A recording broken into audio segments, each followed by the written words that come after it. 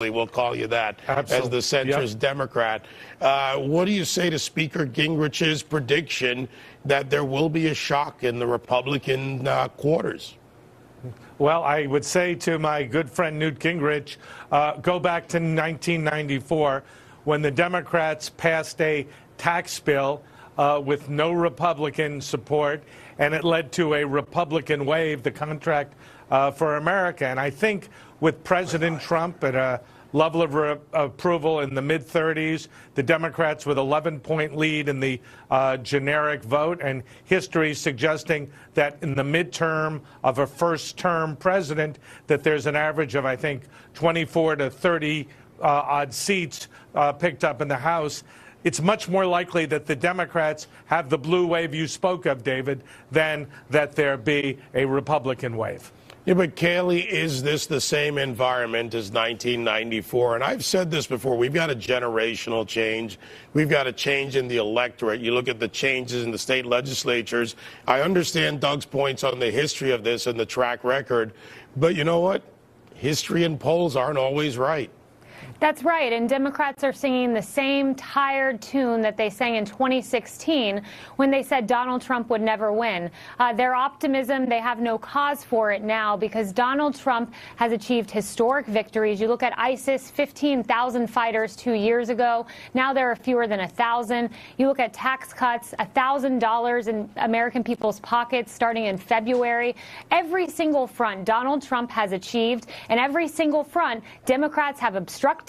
They've deceived and they've distracted from the issues the American people care about. It's a different generation, for sure, a different time, and Democrats do not have cause for optimism in 2018. All right, Dan, now Secret Service agents are blue-collar guys. You know, you get paid okay when you were there, but you don't get a whole lot of money. The blue-collar economy, the blue-collar billionaire, now President Donald Trump. Do you think those centrist Democrats, do you think those Midwest Democrats are going to go back to the Democrats over the Republicans and over, I think more importantly, over President Trump? No, David, they're not. I mean, what are the Democrats offering you other than that Republicans hate you because you're fill in the blank, you know, the identity politics routine? Seriously, what are they offering? And the answer is they're offering nothing. I mean, is there policy going to be next year to run against the tax cuts? In other words, we think the government should be entitled to more of your money. Here's a better one. Are they going to run against the repeal of the individual mandate and say, no, we think you should be able to, you should be forced to buy again next year, overpriced, really crappy health insurance that nobody wants? I mean, they've yet to put on the table a substantive platform outside of the identity politics agenda that's going to resonate in places like Pennsylvania, in the panhandle of Florida. I think this blue wave is a fiction. I could be proven wrong, but I doubt it's going to happen. All right, now, Doug, before we go to you, because you've really been involved in the trenches in campaigns, and Kayleigh as well, I want to go to the leadership and call it the old guard. This is Howard Dean, he of the famous Scream, talking about what's needed in the Democrat Party. Let's play this. Sure. I actually think the progressives are in the process of informally taking over the Democratic Party. I think the country has moved to the left. It's shocking to me, but a majority of Americans think Medicare for all is a good idea. I mean, and that, frankly, Bernie gets a lot of credit for that. I don't think he's going to be the next nominee, but he could be. Because I'm very much for somebody who's younger. I think my generation's got to get the hell out of politics, start coaching, and start moving up this next generation. All right, so, Doug, I got to put up two screens and let you take it from there. You know the structure of running a campaign. Here are the fundraising numbers for the RNC. Sure. All right, you got total receipts, $121.4 million, cash on hand, $39.8, debts owed, $0. Then we go to the Democrats. The Democrats, $60.7 million, cash on hand, $6.3, and $2.6 in debt. Eventually, the primaries end, and you need the national party, the fundraising to fund the campaigns to make them win. Sure. How do the Democrats do this? Well, a couple of ways. First, I do reject the notion that the Democrats are a progressive party that need to move to the left. If they're going to win working class voters back, it's not by moving to the left. Frankly, the best asset the Democrats now have are the Republicans and their lack of popularity, because sadly, Dan is right. There is not a centrist, inclusive Democratic agenda. And I say to my friends and colleagues in the Democratic Party, you need one on growth, on infrastructure, and it necessarily involves the Republicans as well. But the individual Democrats running, David, to your question, are outraising the Republicans. I think there have been 30, 35-odd Republican retirements. The fundraising numbers for the party committees, I believe, are running parallel with, if not in some instances ahead of the Republicans. And if the Democrats stay 11 points ahead, there's one thing I know for sure. They will raise all the money they need, as they did in 2016. Money is not the Democratic Party's problem. It's message. All right, Kayleigh, message, money. But Donald Trump stole some of their issues. Did he steal infrastructure? Did he steal blue-collar issues from the Democrats? And to Doug's point, their party shifted hard to the left.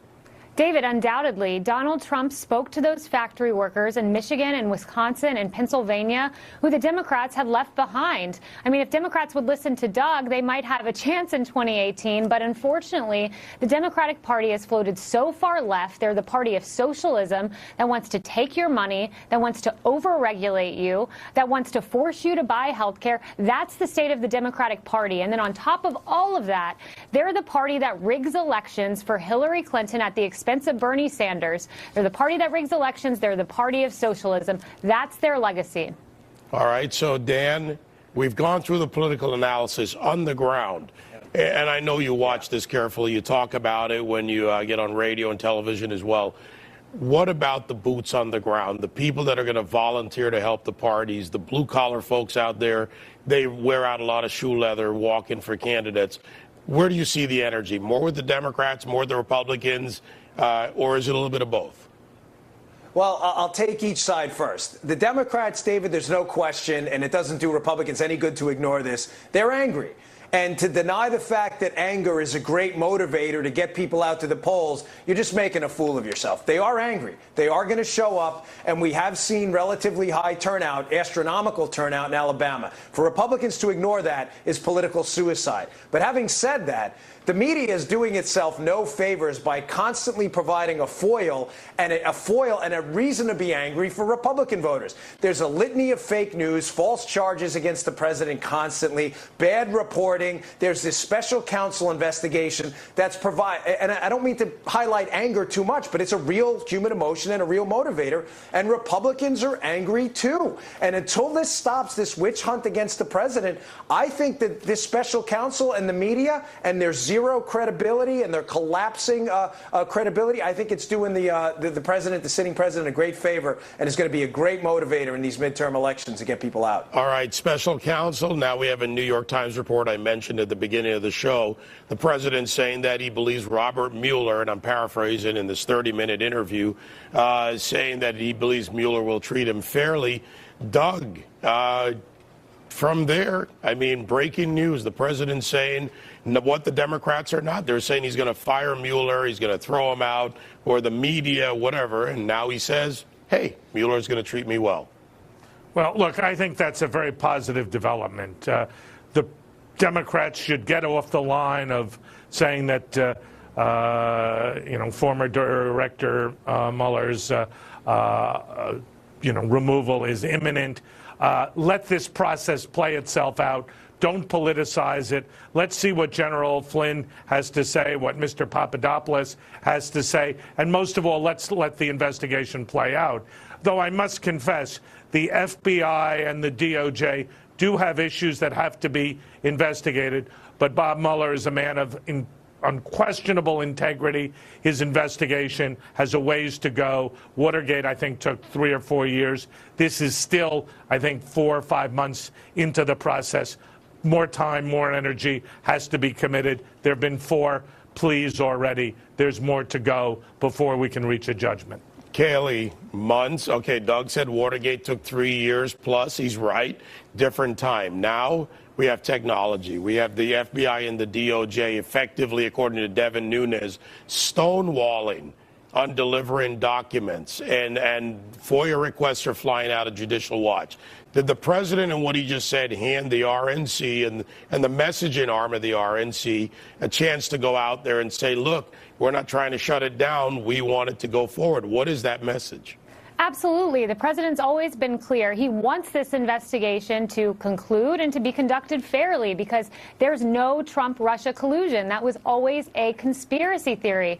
Also, one of the biggest fake news stories of the year, it's hard to rank them, but perhaps taking the cake, is this idea that President Trump was ever going to fire Bob Mueller. He was never going to fire Mueller.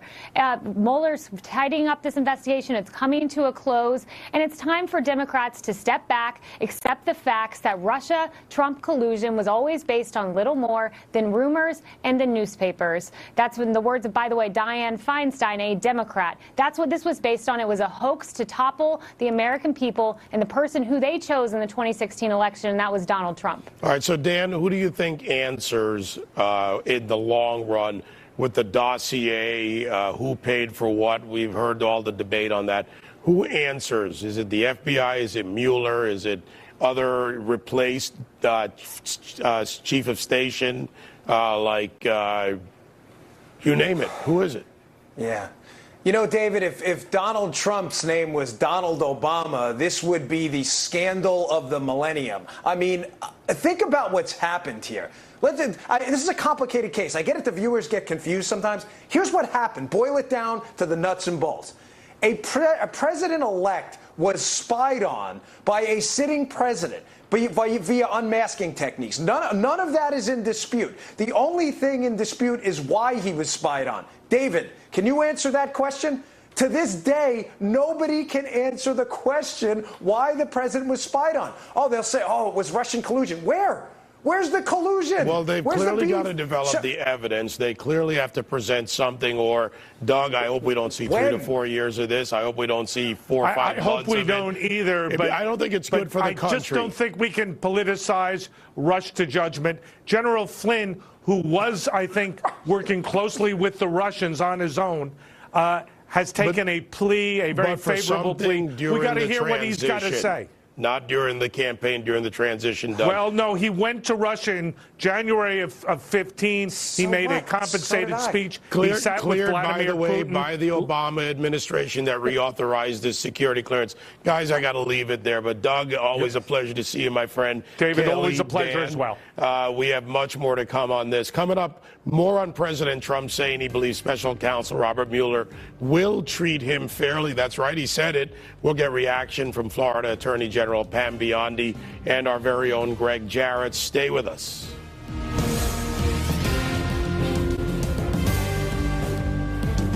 News alert. In an impromptu interview with the New York Times, President Trump predicting that special counsel Robert Mueller will, quote, treat him fairly. And while he's not calling for an end to the investigation, he told the New York Times, and I quote, the sooner it's worked out, the better it is for the country. We'll get back to that in a moment. But also tonight, we'll turn to a letter exclusively obtained by Fox News from House Intelligence Chairman Devin Nunes to Deputy Attorney General Rod Rosenstein, in which he blasts the DOJ and the FBI for their failure to fully, and I say fully, produce documents related to the anti-Trump dossier. Nunes writes that he wants the records by January 3rd, and he also wants to know by that date when the witnesses his committee subpoenaed back in August about the dossier will be available to testify. He ends the letter by writing, and I quote again, at this point, it seems the DOJ and FBI need to be investigating themselves. This letter comes on the heels of a report from the Washington Examiner's Byron York that Nunes is issuing a subpoena to David Kramer, a former State Department employee with ties to Senator McCain.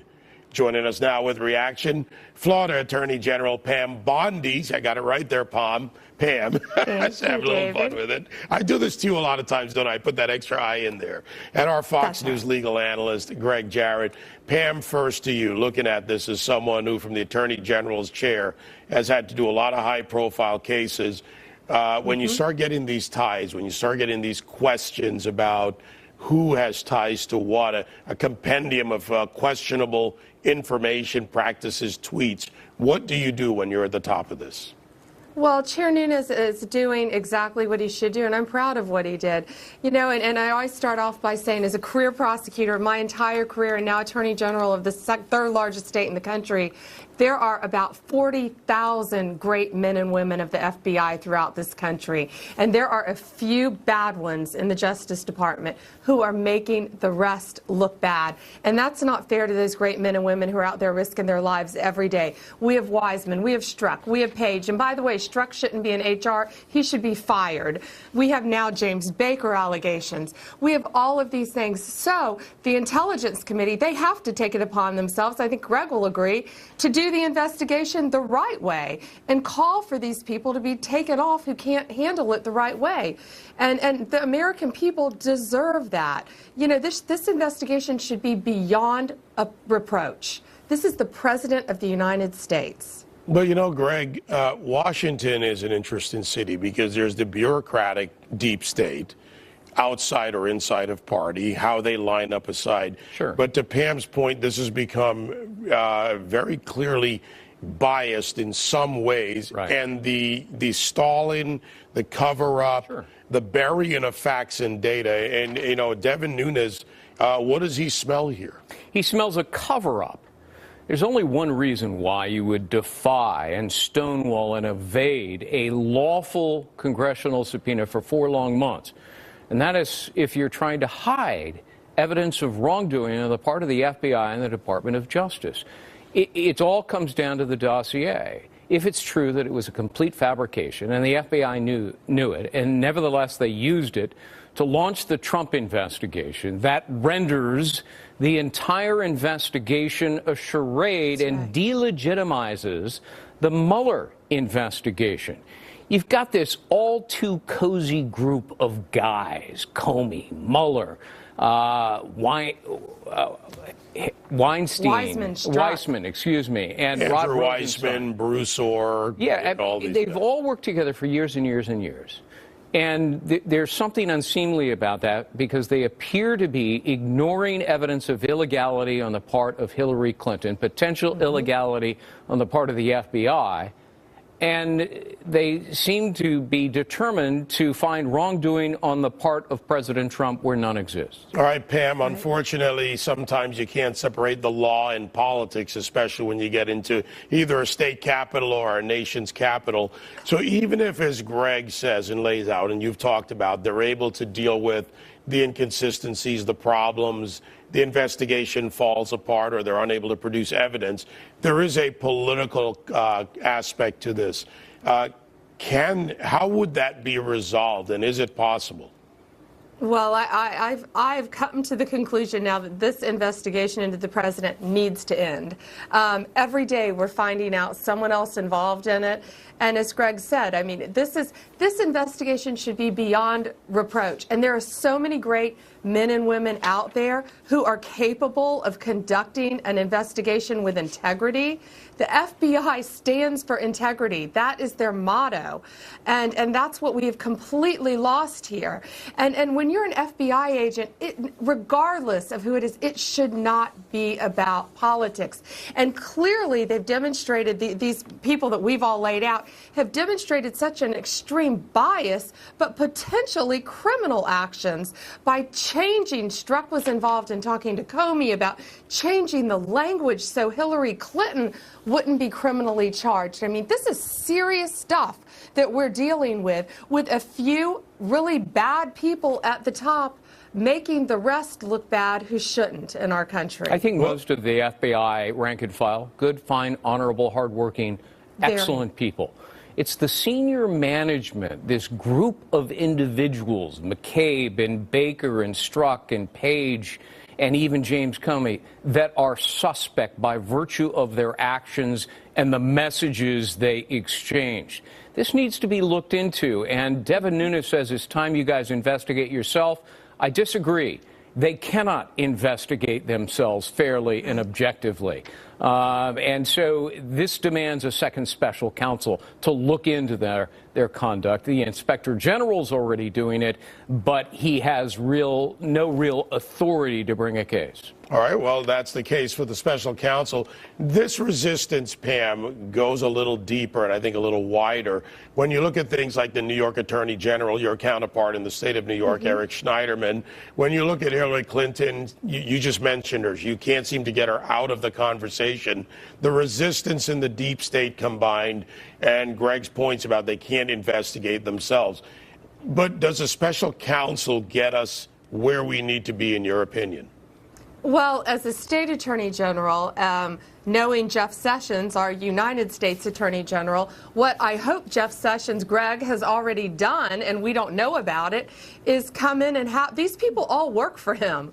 He is the man at the top, and I'm hoping that General Sessions has come in and has somebody investigating all of them. You know, we hear now that who's resigning? McCabe is going to resign. McCabe should be fired if these allegations are true, where he's not getting his pension. He's going to resign in 2018. He should be taken out of the FBI immediately. So I would hope that our U.S. Attorney General is investigating all of these people through a special counsel, because Greg's right. They can't investigate themselves. And you know what tips me off about Mueller and his lack of fairness and impartiality?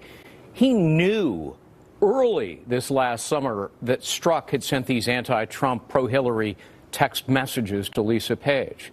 He knew that, removed him, but never disclosed it to Congress upon their request and demands. He stalled for 4 long months, and so did Rosenstein. They covered it up. Now, if you truly care about the fair administration of justice, you don't cover that up. And to those who argue, well, he removed them, so it's okay, how much damage did people like Strzok and Lisa Page do in the full year they were investigating Trump, first with the FBI investigation and then later in the Mueller investigation? All right, guys, we got to wrap this up quickly, but I'll go to Pam on this one, and that is, of course, President Trump and Rod Rosenstein. Here we go again. The New York Times, I mean, President Trump's being outspoken. What do you say? Well, President Trump knows he didn't do anything wrong, and this has gone on long enough. And that's why I think President Trump said what he said. He knows he didn't do anything wrong. He knows this has gone on way too long. He's out there doing tax reform, putting great Supreme Court justices on the bench. All of our rates are lower than they've ever been. Unemployment is lowest it's ever been. The president's out there doing his job. He knows he did nothing wrong. We need to move on with this. All right, so Greg, if you know you've done nothing wrong, and let's take in Pam's comments, and you're the president, has he set himself up correctly with the Mueller statement that he made to the New York Times? And what should he do about Rod Rosenstein, if anything, next? Well, first of all, he said exactly what I would tell him to say if I were his lawyer. Don't criticize Mueller himself. And the president's smart enough to do that without counsel. And that's what he did. In terms of Rod Rosenstein, I mean, this is deeply troubling. He has a conflict of interest that disqualifies him, but he continues to insist that he will not recuse himself from the case. He continues to insist all is well. Everything's perfect. Mr. Rosenstein, everything is not perfect. Look at all the people that have been removed because of misconduct in this case and suspicion of wrongdoing. That tells us all is not well. All right. Well, thank you, Pam. Greg, great to see you again, as always. Coming up, a new shocking study from the Pew Research Center exposes just how biased the mainstream media has become. Prepare to be outraged. We'll bring it to you next. Stay with us on Hannity.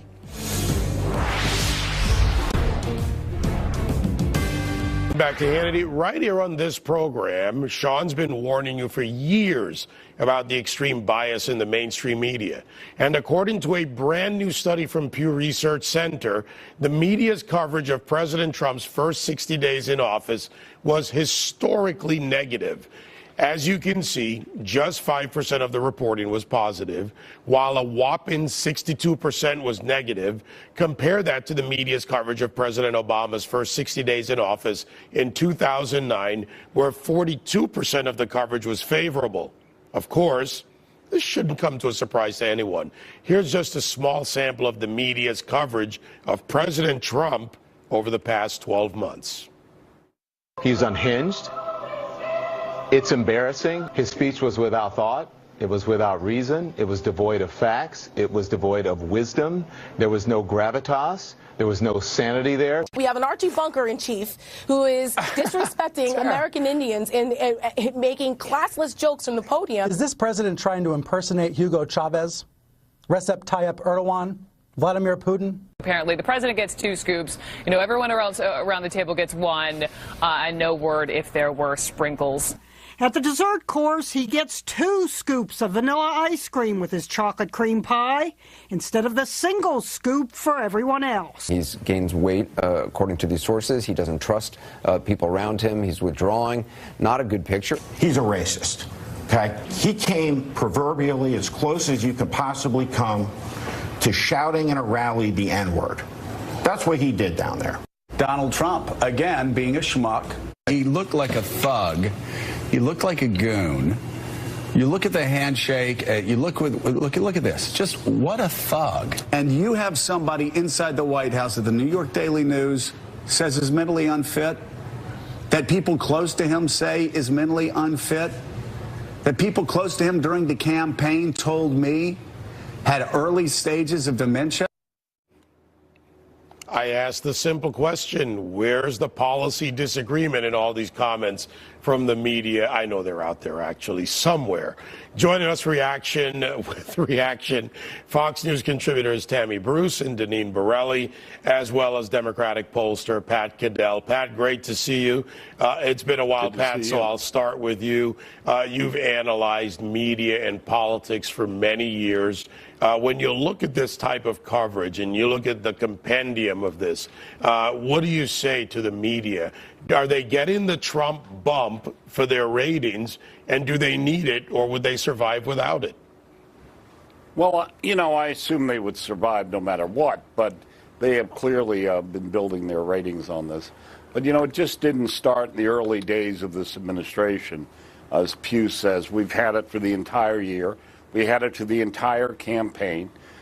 We have more and more studies that show that the major networks, 90% of the stories that they have been running for the last 9 months or so are negative. We see that from the Media Center reports. We see all of it. And you don't even need the numbers to know. All you have to do is read the New York Times and the Washington Post and some of the other press and watch some of the other cable networks to realize how biased, as Jimmy Carter said, the worst media any president has received. The media is supposed to be in our system adversarial or challenging in the sense of transparency. But this media is much worse. What it is doing is it is running its own narratives. It is not adversarial. It is oppositional. It has decided it is in arm in arm with the opposition of the Democratic Party to this president. And they do it in terms that are so incredible, as you just ran some of them. Thug, racist, whatever you want to call it, demented, all of the things that you hear regularly, the President of the United States being called, which are unprecedented. And then people say he's unprecedented in his hostility, then they have certainly deserved it. All right, so Tammy, let me go to you on this because, I see this as not good for the country. I see this, regardless of what side you come at this from, when the media does this, they abrogate a key responsibility, like Pat said, to be adversarial, to ask tough questions, but it's not good. Well, let me suggest that this also is not new. It is just a little bit of a different shade. A different light has been turned on in what the media has been doing for generations. And this is what has been so valuable about Donald Trump. So we saw the positive and the love for Barack Obama. But now what we've seen, of course, normally, and then you heard nothing really about the Republicans. You heard nothing.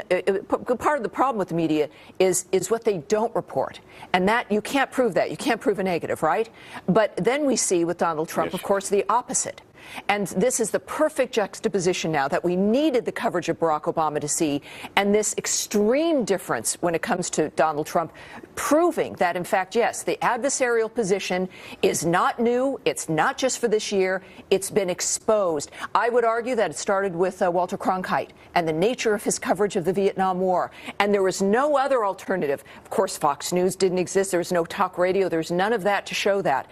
I think this has been the media's nature. I think it has done damage to this country now for several generations. And once again, just like with the stock market, Donald Trump wakes up and has exposed this very important dynamic.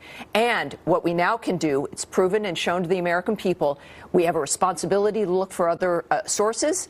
We know to trust our instinct more, the value of a variety of opinions, which you now only get on Fox News, and to make sure that this is what continues. And I think that's why it's bad in one way, but the clarity of it, I think, is very good. All right, Deneen, generationally, we've got a new generation in technology. Twitter, the president uses it.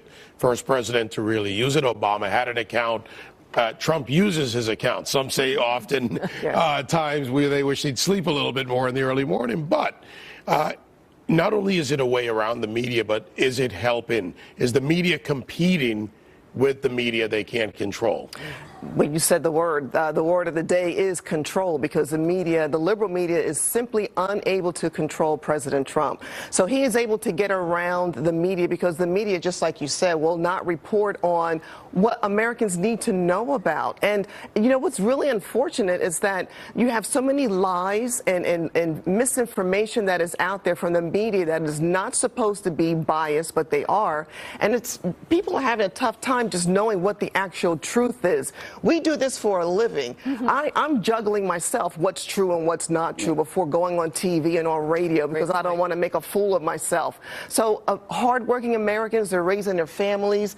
They want to know what's going on in our country. And sadly, the liberal media really is doing a disservice to Americans. All right, so Pat, take it all. Go ahead. I would argue, David, it's even worse and more dangerous. Because it's one thing for the press to say he shouldn't have been elected and you shouldn't be voting for him and he's terrible and get rid of him. That's bad enough. That we have not had. But we also now have this where this thing of where truth is not told. The facts. We have narratives from the liberal media, mainstream media, but we don't have facts. For example, they cover up, and the word is cover up.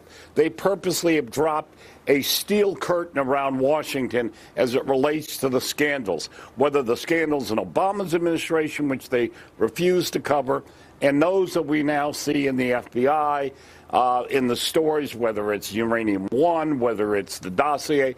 Facts they don't say. Their narratives are, if you raise questions about the Mueller investigation, you're anti-American and you're trying to destroy American institutions. But they will not give the people the facts where they can then make a judgment. But, you know, Pat, on these and we've things got that to are wrap going this on. up quickly. So let me ask the ladies this, Pat, because you bring up a very good point. And I want to take you to this, ladies, quickly each. Tammy first. People are sourcing their own facts. They're digging. The new technology, the web, it allows them to do that. Are they doing it enough?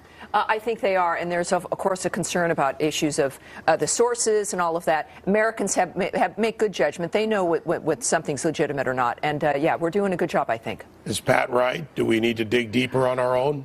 We do need to do our own due diligence and not just take the news that's coming out of face value. All right. Great to see you all. Pat, great to see you, my friend. Have a very happy New Year. Tammy Bruce, Deneen Borelli. Coming up, President Trump putting the Chinese on notice. This after a report surfaced that they were illegally selling oil to North Korea. We're going to break down the mounting global tension surrounding North Korea's nuclear ambitions. Don't go away. In China out over its actions on North Korea, and this morning on Twitter he wrote this: caught red-handed, very disappointed that China is allowing oil to go into North Korea. There will never be a friendly solution to the North Korea problem if this continues to happen. Also, in an interview later with the New York Times that we talked about earlier, President Trump said he's disappointed and hinted that his patience may end soon with China. President Trump comments follow the release of recent U.S. satellite images published in a South Korean newspaper that appear to show ships from China, you see them right there, and North Korea illegally trading oil. China today denied any wrongdoing and says it has consistently followed all UN resolutions against the rogue nation. Joining us now, author of the new book, Direct Fire, retired Brigadier General Tony Tata, and radio talk show host Larry Elder. Gentlemen, good to see you, Larry. Good to see you again. General, let me go right to you on this. When you look at the satellite imagery, when you look at the release of that information and what the president has said, for years I've said they're the simmering pot China keeps fueling, keeps it bubbling, never really boils over. But the dynamics changing with the Trump doctrine. Where are we now? Are we in a more dangerous spot? Do we see an opening? And what about China? Well, David, you're exactly right. We're in a very dangerous spot. China loves having that North Korea stick in our eye constantly, as does Russia. But I think what we're seeing is the persistent, constant application of interagency elements of national power, where you have Department of Defense, Department of Trade,